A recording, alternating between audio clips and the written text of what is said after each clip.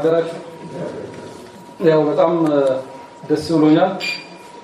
ከዛሬ 20 ዓመት አካባቢ በፊት አሳይመንቶች እና ልዩ ልዩ የቤት ስራዎችን ፕሬዘንት አደረግበት የነበረው መድረክ ላይ ዛሬ ንግግር በማድረጌ በጣም ደስ ብሎኛል።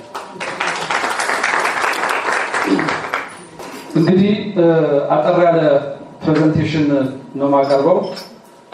ቅድም ክቡራን ተናጋሪዎች እንዳቀረቡት የዚህ የምርምር ኮንፈረንስ መሪ ቃል ኢኖቬሽን ኤንድ ሰስቴናቢሊቲ ኢን ሞደርን ቱሪዝም ዴቨሎፕመንት የሚል ርዕስ ነው። ግርድፍ ትርጉሙ በኢትዮጵያ የዘመናዊ ቱሪዝም ልማት ውስጥ ፈጠራ እንደዚሁም ዘላቂነት ያላቸው ሚና ምንድን ነው የሚለው ላይ አጭር ገለጻ ለማድረግ ሞክራለሁ። እንግዲህ ይሄ ቴማቲክ ኤሪያ በሚመረጥበት ወቅት 3 መሰረታዊ ነገሮች ላይ ትኩረት እንዲያደርግ ታስቧል። እንደምታዩት ግባችን የዘመነ የቱሪዝም ልማት በኢትዮጵያ ሚል ሆኖ ይህን ግን እንደ ክሮስ ከቲንግ ኢሹዎች ደግሞ የዘላቂነት ጉዳዮች ወይም ሰስቴናቢሊቲን ማረጋገጥ፣ በሌላ ጎኑ ደግሞ ፈጠራን ማስፋት የሚሉ ናቸው። በተለይ ፈጠራ እና ዘላቂነት ሁለት ተቃራኒ የሚመስሉ ሀሳቦች ናቸው። ነገር ግን አሁን በደረስንበት ኮንቴክስት ሁለቱን አጣጥሞ መሄድ ምን ያህል አስፈላጊ እንደሆነ ትኩረት እንዲደረግበት ታስቧል ማለት ነው።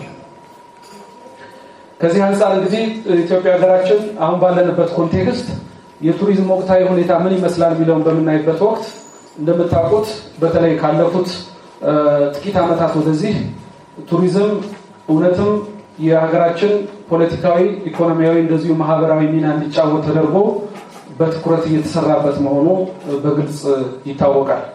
ከዚህ አንፃር በተለይ ለሀገራችን ለጥቅል ምርት እድገት እንደዚሁም ለስራ ዕድል ፈጠራ፣ ለውጭ ምንዛሬ ግኝት እንደዚሁም ለሌሎች በጣም በርካታ ጉዳዮች በጣም ወሳኝ መሆኑ ይታወቃል ማለት ነው።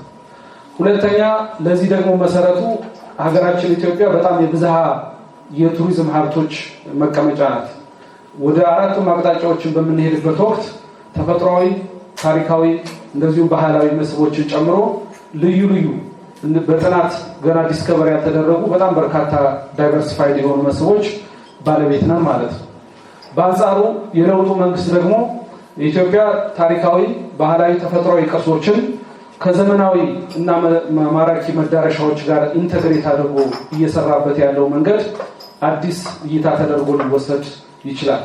ለምሳሌ በከተሞች እየተሰሩ ያሉ የመዳረሻ ልማቶች አዲስ ያልነበሩ የቱሪዝም ፕሮዳክቶች ተደርገው ሊወሰዱ ይችላሉ ማለት ነው። ከዚህ አንፃር የፈጠራ በቱሪዝም ልማት ውስጥ ምን ሚና አለው የሚለውን በምናይበት ወቅት ዋናው መሰረታዊ የትኩረት መስኩ አዳዲስ ቴክኖሎጂዎች እንዲሁም እሳቤዎችን ኢንተግሬት ማድረግ ነው። ቴክኖሎጂ ብቻ ሳይሆን እሳቤዎችንም፣ አሰራሮችንም፣ ኤክስፔሪየንሶችንም ሌሎች መሰል ጉዳዮችንም ኢንተግሬት ማድረግ ስለሚያስፈልገው ከዚህ አንፃር ፈጠራ በተለይ በቱሪዝም ውስጥ እንደ መሪ ሞተር አድርገን ልንጠቀመው ይገባል። እንደምታውቁት የቱሪስቶች በአሁኑ ወቅት ፍላጎታቸው እያደገ ተለዋዋጭ የሆነ በመምጣቱ ምክንያት አዳዲስ ነገሮችን ማቅረብ ካልቻለን በስተቀር ወደኋላ መቅረታችን የግድ ይሆናል ማለት ነው።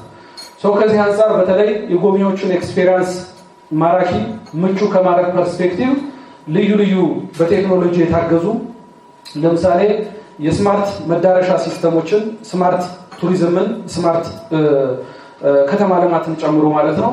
እንደዚሁም በቴክኖሎጂ የታገዙ ኤክስፔሪየንሶችን፣ ኦግመንትድ ሪያሊቲ እንደዚሁም ሌሎችን ኢንተርኔት ኦፍ ቲንግስ የመሳሰሉትን ጨምሮ ማለት ነው። ከዚህም ባሻገር የአገልግሎት መቀበያ ፕላትፎርሞችን፣ የክፍያ መቀበያ ሲስተሞችን ሁሉ ሊያጠቃልል ይችላል ማለት ነው። እነዚህ ሁሉ የፈጠራ ውጤቶች ተደርገው ሊወሰዱ ይችላሉ። ከዚህ አንፃር እንግዲህ በቱሪዝም ውስጥ ፈጠራ ምን ሚና አለው ስንል በእኛ ሀገር ኮንቴክስትም በኋላም የጥናቶቹም በዝርዝር ሊዳሰሱ ይችላሉ ብዬ አስባለሁ። አንደኛ የአዳዲስ መዳረሻዎችን ከመፍጠር አኳያ ነው። ቀደም በተወሰነ ደረጃ ለመጥቀስ እንደሞከርኩት በኢትዮጵያ በሁሉም አቅጣጫዎች ማለት ይቻላል ባዶ የነበሩ ቦታዎች ወደ ማራኪ፣ ሳቢ እና ቱሪስቶችን ወደ ሚጎርፍባቸው አካባቢዎች የተቀየሩበትን ሁኔታ ማየት እንችላለን። ለምሳሌ የነ እንጦጦ ፓርክ፣ የወዳጅነት ፓርክ የመሳሰሉትን መጥቀስ እንችላለን። በቅርቡ ካሳንቺስ አካባቢ የተሰሩትን ጨምሮ ማለት ነው። ይሄ አንደኛው ፈጠራ አዳዲስ መዳረሻዎችን ኢንትሮዲዩስ ከማድረግ አኳያ የተጫወተው ሚና ማየት እንችላለን። ሁለተኛው ከአሰራር ጋር የተያያዙ ፈጠራዎች ናቸው። ለምሳሌ በቱሪዝም ዘርፍ ውስጥ የግሉ ዘርፍና የመንግስት አጋርነት በጣም በጉልህ የታየበት መመልከት እንችላለን ማለት ነው። ይሄ እንግዲህ የገበታ ፕሮጀክቶች በአብዛኛው በመንግስትና በግል ዘርፍ አጋርነት የተሰሩ መሆናቸው ለቱሪዝም ኢንቨስትመንት ምቹ ሁኔታዎችን ወይም አዲስ አሰራሮችን የፈጠሩበት ሁኔታዎችን እንደ ምሳሌ ማየት እንችላለን።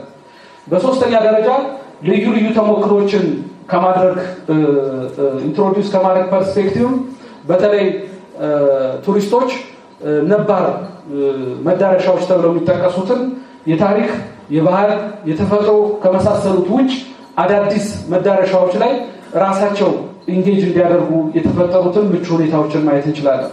እንደምታውቁት አዲስ አበባ ከተማን ጨምሮ ሐዋሳ ከተማንም ቢሆን ሌሎች አብዛኛው የኢትዮጵያ ከተሞች እንደ መተላለፊያ መንገድ ብቻ ነበር የሚጠቀሙት ማለት ነው። ለምሳሌ አንድ ሰው ከውጭ ተነስቶ አዲስ አበባ ለምሳሌ ወደ አክሱም ለመሄድ እንደመተላለፊያ፣ ወደ ጎንደር ለመሄድ እንደመተላለፊያ፣ ወደ አርባ ምንጭ ለመሄድ እንደመተላለፊያ ይጠቀምበት ከነበረው አሁን ግን አንድ ቀን፣ ሁለት ቀን፣ ሶስት ቀን ሊያድር በሚችልበት መንገድ አዳዲስ መዳረሻዎች የተፈጠሩበትን ማየት እንችላለን ማለት ነው። ይህም ብቻ ሳይሆን የአገልግሎት አሰጣጥን ከማሳለጥ አኳያ አዳዲስ ፈጠራዎች እየተተገበሩ ይገኛሉ። እንደዚሁም ወደፊትም በትኩረት ሊሰራባቸው ይገባል ማለት ነው። ከዚሁ ከፈጠራ ጋር በተያያዘ ሌላው የምናነሳው የቴክኖሎጂ ሚና ነው። እንደምታውቁት እንግዲህ በዲጂታል 2030 የኢትዮጵያ ስትራቴጂ ውስጥ ቱሪዝም ምን አይነት ቦታ እንደተሰጠው በግልጽ ስትራቴጂው ላይ ተቀምጧል ማለት ነው። ከዚህ አንፃር ለምሳሌ የቪዛ አሰጣጥ ስርዓታችንን የተቀላጠፈ ከማድረግ ፐርስፔክቲቭ እሱም ብቻ ሳይሆን ደግሞ በተለይ ስማርት የሆኑ አፕሊኬሽኖችን በማቅረብ ወደ ጉብኝት ቦታዎች ለመሄድም ሊሆን ይችላል፣ አገልግሎት ተቀብሎ ክፍያ ለመፈጸም ሊሆን ይችላል፣ ሪዘርቬሽን ለማድረግም ለሌሎችም አክቲቪቲዎች ሊሆን ይችላል። እንደዚሁም ቱሪስቶች ወደ መዳረሻዎች ከመምጣታቸው በፊት አስቀድመው ኤክስፔሪየንስ አድርገው አይተው እንዲመጡ የቨርቹዋል ሪያሊቲ እና የኦግመንትድ ሪያሊቲዎችን ከማቅረብ ፐርስፔክቲቭ በተጨማሪም ደግሞ ከፕሮሞሽን እና ከማርኬቲንግ ፐርስፔክቲቭ ቴክኖሎጂ የሚጫወተው ሚና እጅግ በጣም ቁልፍ ተደርጎ ሊወሰድ ይችላል ማለት ነው። ሁለተኛው ማንሳት የፈለኩት ከዘላቂነት ጋር በተያያዘ ነው። እንግዲህ ዘላቂ ቱሪዝም ወይም የዘላቂነት አጀንዳ ላለፉት ረዥም ዓመታት በቱሪዝም ውስጥ አብሮ ሲንሸራሸር የነበረ ጉዳይ ነው። ነገር ግን በተጨባጭ የዘላቂነት ቱሪዝም ዋናው መሰረታዊ ጉዳይ የዛሬን ፍላጎት ነገን ሳንጎዳ ማቅረብ መቻል፣ መጠቀም መቻል ብለን ልናስቀምጠው እንችላለን። ከዚህ አንፃር እንግዲህ አንደኛው ከአረንጓዴ ቱሪዝም ጋር በተያያዘ ነው። እንግዲህ ኢትዮጵያ ሀገራችን በተለይ ባለፉት 5 ዓመታት ይሰማል። ባለፉት 5 ዓመታት በተለይ ከአረንጓዴ አሻራ ወይም ከግሪን ሌጋሲ ፐርስፔክቲቭ በጣም በርካታ ቢሊየን ችግኞችን በመትከል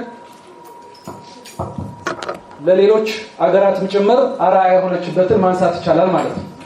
ከዚህ አንፃር ከግሪን ሌጋሲ በተጨማሪ አንደኛ የአገልግሎት መስጫ ተቋማት፣ ሆቴሎች የአካባቢን ሚዛን የሚጠብቁ አጠቃቀሞችን ከመጠቀም አኳያ አንደኛው መሰረታዊ ትኩረት ይደረጋል ማለት ነው። እንግዲህ በጣም በርካታ ጥናቶች እንደሚያሳዩት ብዙ ቱሪስቶች በአሁኑ ወቅት አንድን አገልግሎት መስጫ ተቋም ሆቴልን ከመምረጣቸው በፊት እንዳንዱ መስፈርት ከሚጠቀሙት ጉዳይ ይሄ የግሪን ቱሪዝም ኮንሴፕት ወይም የግሪን ሆቴል ኮንሴፕት ስለሆነ ማለት ነው።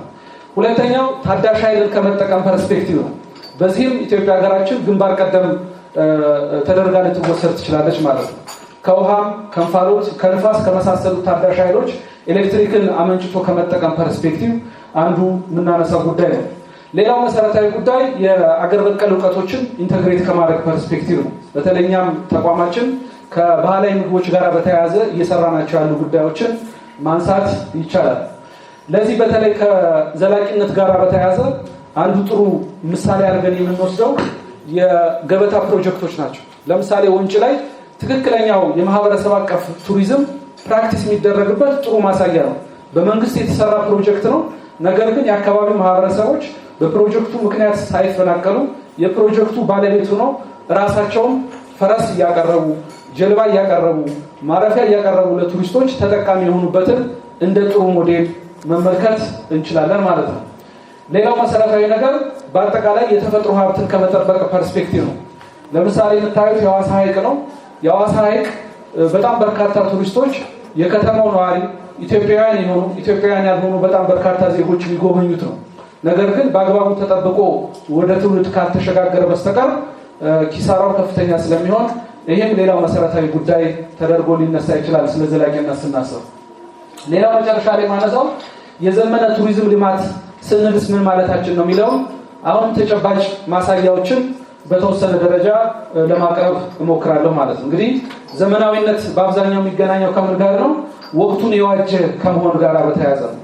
ወቅቱን የዋጀ ስንል ቱሪስቱ ምን ይፈልጋል ነው፣ ስቴክሆልደሩ ምን ይፈልጋል፣ ማህበረሰቡ ምን ይፈልጋል የሚለው ታሳቢ ያደረገ ጉዳይ ነው።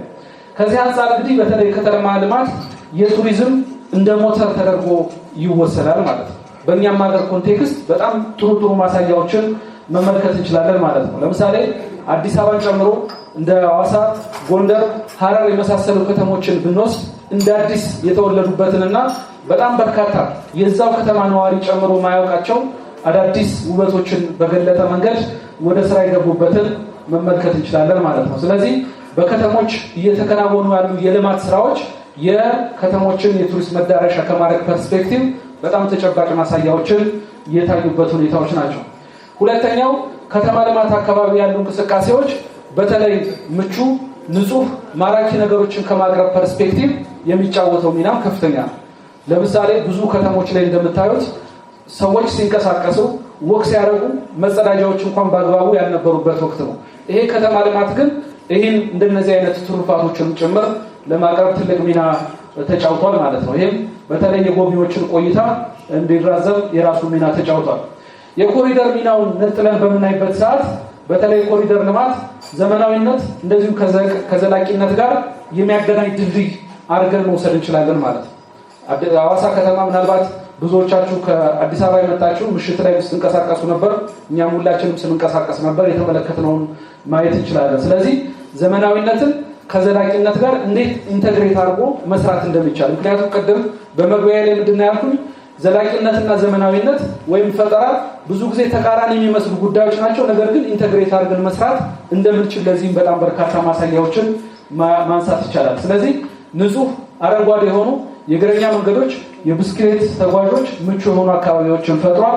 እሱም ብቻ ሳይሆን ደግሞ በተለይ የታሪክ ስፍራዎችን ከዘመናዊ የንግድ ማዕከላት ጋር ኢንተግሬት አድርጎ የተሰራበት መንገድ መግለጽ እንችላለን። ፒያሳ አካባቢ የተሰራውን ማየት ይቻላል ማለት ነው።